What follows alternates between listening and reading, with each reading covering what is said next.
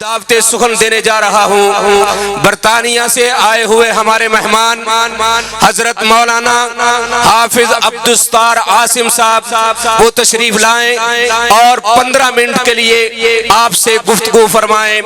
حضرت مولانا حافظ عبدالستار عاصم صاحب حفظہ اللہ تعالی۔ الحمدللہ رب العالمین والصلاة والسلام على أشرف الأنبياء والمرسلين والصلاة والسلام على من لا نبي بعده أعوذ بالله من الشيطان الرجيم بسم الله الرحمن الرحيم الحمد لله رب العالمين الرحمن الرحيم مالك يوم الدين إياك نعبد وإياك نستعين اهدنا الصراط المستقيم صراط الذين أنعمت عليهم غير المغضوب عليهم ولا الضالين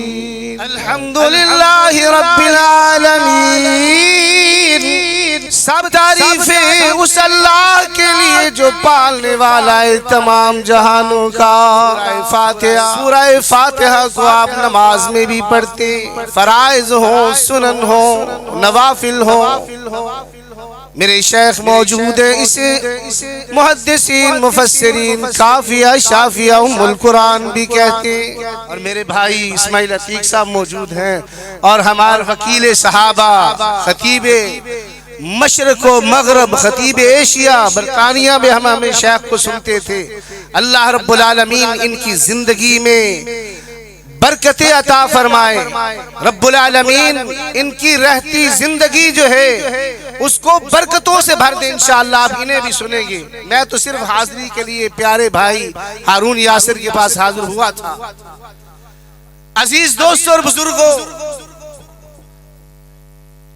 ہر کوئی سورہ فاتحہ کو بچہ ہو، بڑا ہو، نماز ہو، فرض ہو، سنتیں ہو، نوافل ہو، وہ پڑھتا ہے۔ میرے آقا و مولا فرماتے ہیں جو اس کو نماز میں نہیں پڑھے گا اس کی نماز نہیں ہوتی۔ آئے ذرا ہم دیکھیں اس میں ہے کیا۔ الحمدللہ رب العالمین، سب تعریفیں اس اللہ کے لیے جو پالنے والا تمام جہانوں کا۔ یہاں الحمدللہ رب الاولیاء والمتقین نہیں فرمایا، الحمدللہ رب الانبیاء والمرسلین نہیں فرمایا، بلکہ فرمایا رب العالمین۔ جو مانتا ہے اس کو بھی پالتا ہے، جو نہیں مانتا الہ العالمین اسے بھی عطا کرتا ہے۔ سب کا رب ہے، عطا کیسے کرتا ہے؟ آج مجھ سے اور آپ سے کوئی مانگنے والا آ جائے، ایک مرتبہ اسے دے دیں گے، پھر آئے دوبارہ عطا کر دیں گے، تیسری مرتبہ کہیں گے میاں کسی اور کا در دیکھو۔ لیکن رب العالمین تو وہ رب ہے، عطا بھی کس انداز سے کرتے ہیں۔ فرمایا الرحمن الرحیم، رحیمی اور کریمی سے عطا کرتے ہیں، رحیمی اور کریمی سے رب العالمین عطا فرماتے ہیں۔ میرے عزیز دوستو، انسان سوچتا ہے نوجوانی کا عالم ہے، جیب بھی گرم ہے، علاقے میں عزت ہے، ہاتھ کماتے ہیں، چلتے ہوئے لوگ سلام کرتے ہیں۔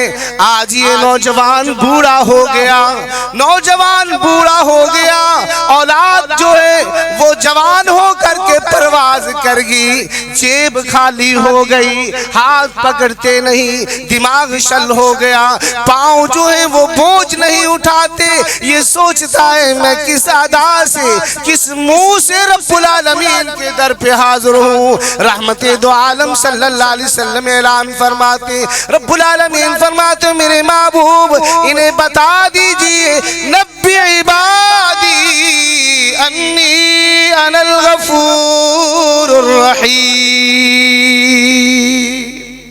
میری رحمت سے نہ امید مت ہو جاؤ۔ بیت اللہ کا آپ نے طواف کیا، اپنی آخری بات کر کے ختم کرتا ہوں۔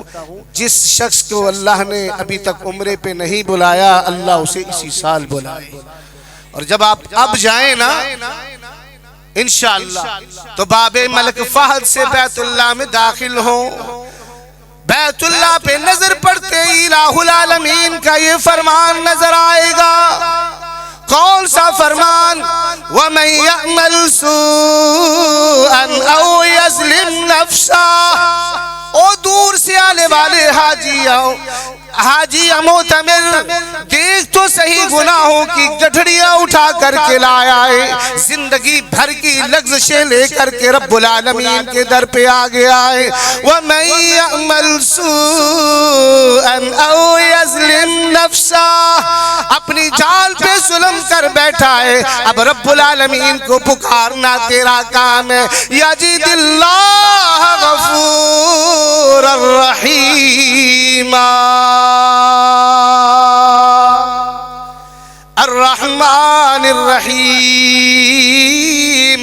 یہ ہم نماز میں کھڑے ہیں، اللہ کے سامنے حاضر ہے، رب العالمین جب الحمد پڑھتی ہو، الہ العالمین فرماتے ہو میرے فرشتوں دیکھو تو صحیح، یہ کھڑیاں خاص کے اندر حمدنی عبدی، میرے بندے میری تعریف بیان کر رہے، کہیں فرمایا مجدنی عبدی۔